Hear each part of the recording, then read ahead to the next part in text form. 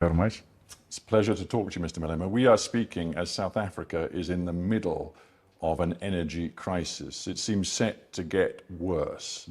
What do you think it is doing to this country? Well, its aim is to collapse this country and undermine the democratic project because those in power have relegated their responsibilities to who we don't know.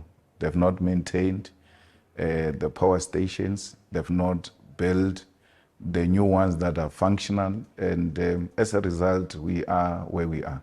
The day. But you have gone further. You have said that you think the grid will collapse. In fact, you said South Africa is going to be plunged into darkness within 2 weeks. Why are you exaggerating? I'm not exaggerating. I said this before they told you there was a stage 8 coming.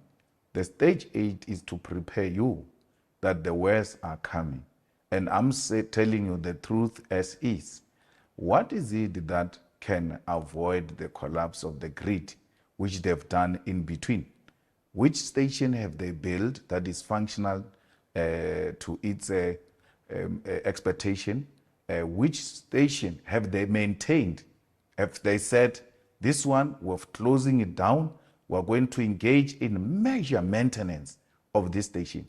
Nothing major has been done. But your statements could spread panic. Is that what you want? No, I'm not spreading panic. I'm telling the truth. Stage 8, they're just being polite. We're going to go, and you are talking hours, we're going to go days without electricity.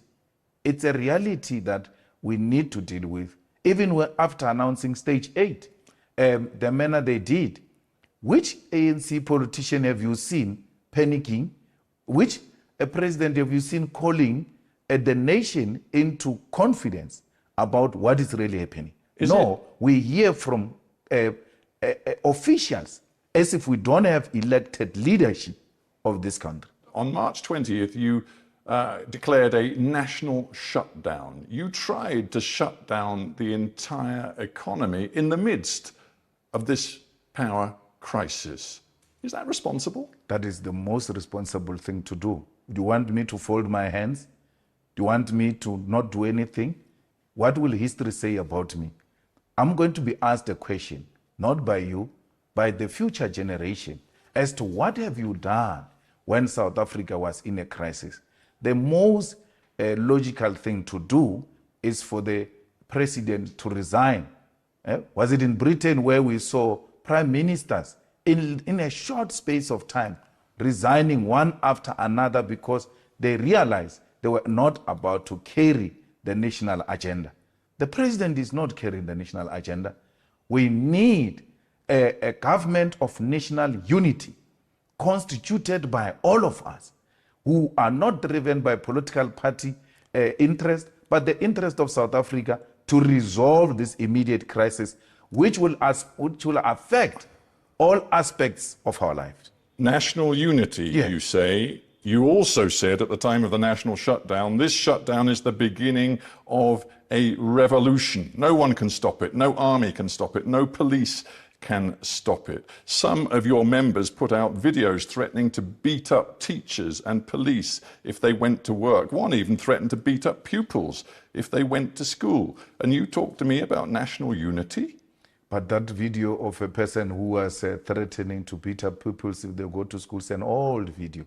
I think Hard Talk should have done its research to now realize that video has been resurfaced to support a certain narrative. There's no such a thing. I'm telling you, there's going to be a revolution. Let the grid collapse and let's see what's going to happen. Let the grid collapse. I'm saying to you. How do you think South Africans are going to feel hearing you say that? People who are losing their jobs, people who have no income, and you just say... You are misinterpreting me. I'm saying to you, let the grid collapse as it is going to happen and see what's going to happen in this country. I'm not wishing it. I'm saying it's going to happen. And you will see what's going to happen. Do you think that once the grid collapses, people are going to exchange roses with government? People are going to rise. And when they rise, there will not be any leader who will be leading them. There will be leaderless, there will be anarchy, there will be looting, all over this country because nothing will be working. So if you think that I was bluffing on the 20th of March, I was just saying to this government and the people of South Africa, something ought to be done to avoid what is possibly coming, which is going to be a